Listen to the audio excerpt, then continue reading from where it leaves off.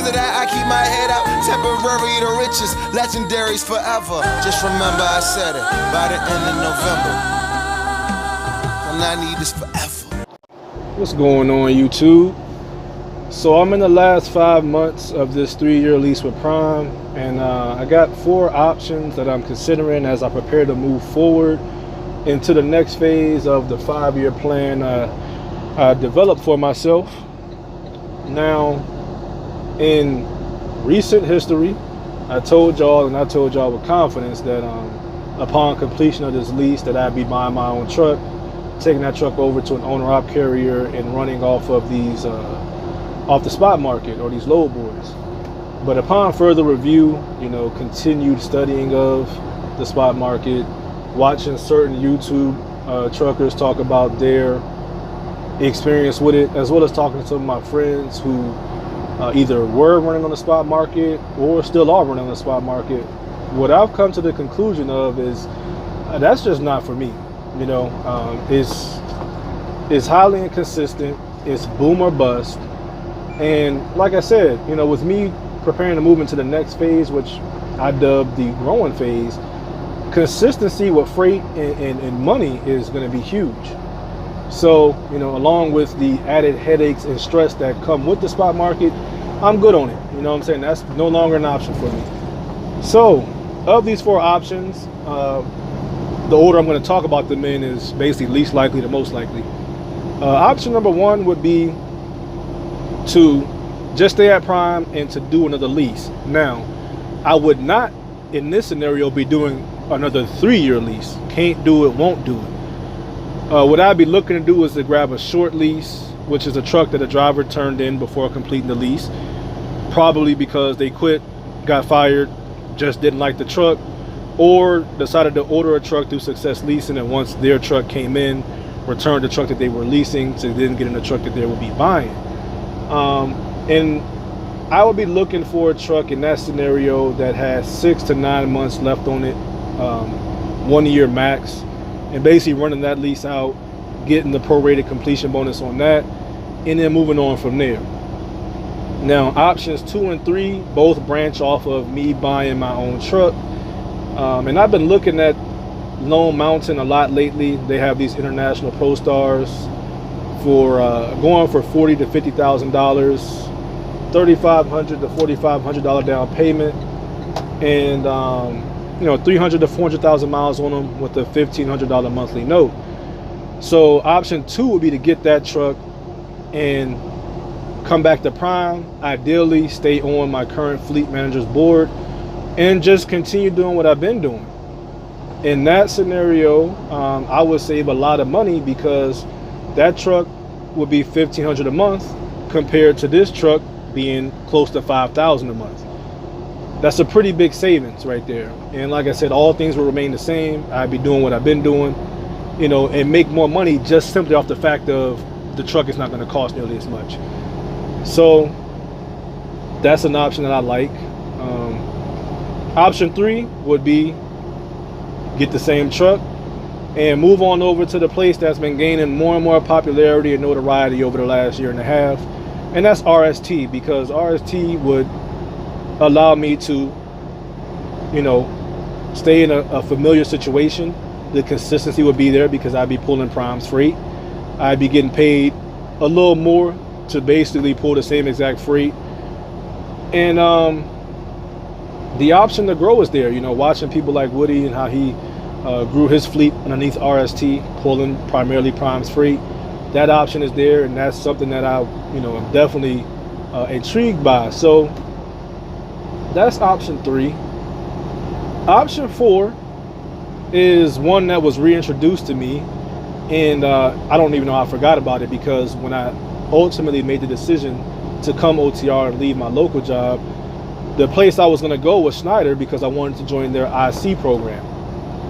And I did a lot of research on them, and I was just comfortable, and that's the place I wanted to go. It met all my wants, needs, and requirements.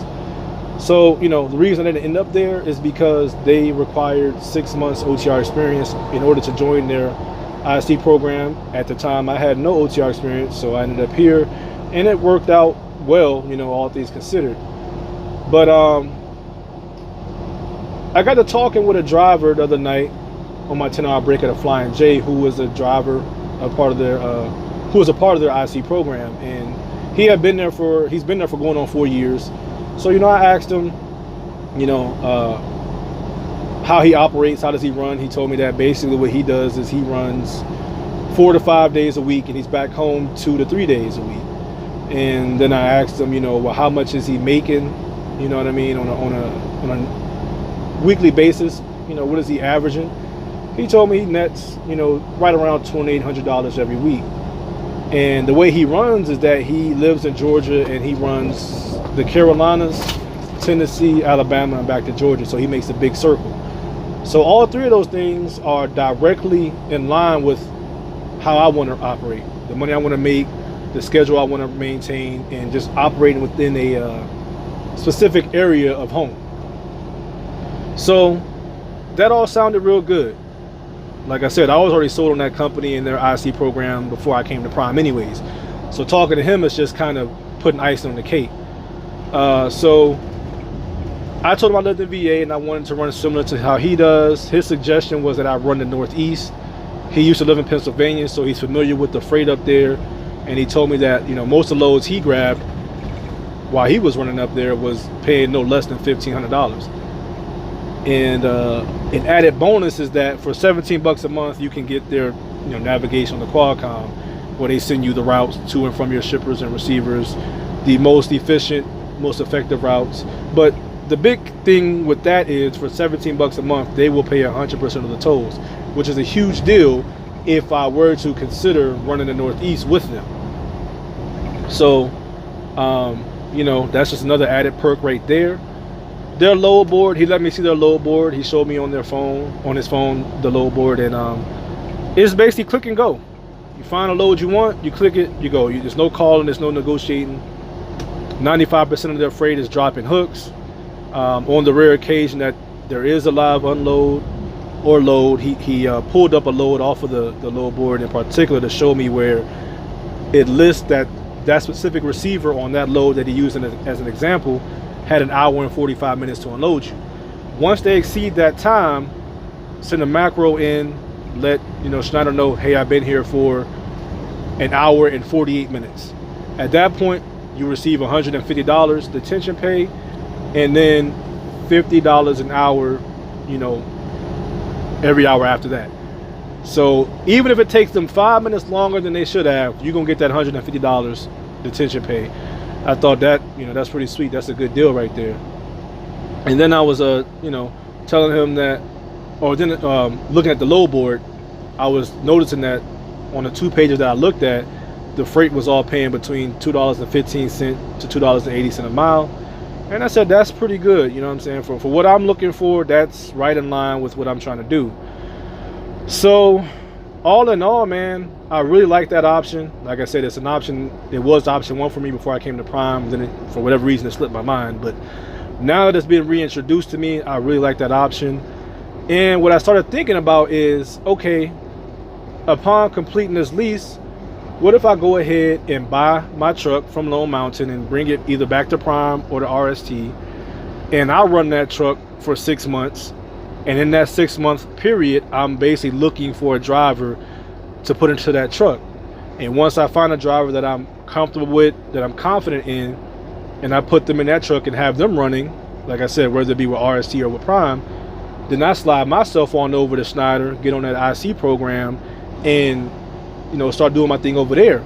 So at that point, by fall of 2020, I can have 2 trucks on the road, and basically will be well on my way to building and growing from there.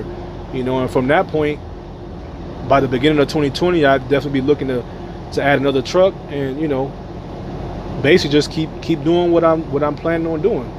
So I just want to share that with y'all. That's what I'm thinking about right now. I like the options, but like I just mentioned, that Schneider option combined with getting my own truck and putting a driver in it with RST or Prime really sounds good to me. Got me kind of excited, low key. So with that said, I'm pulling on into my receiver, as y'all can probably see.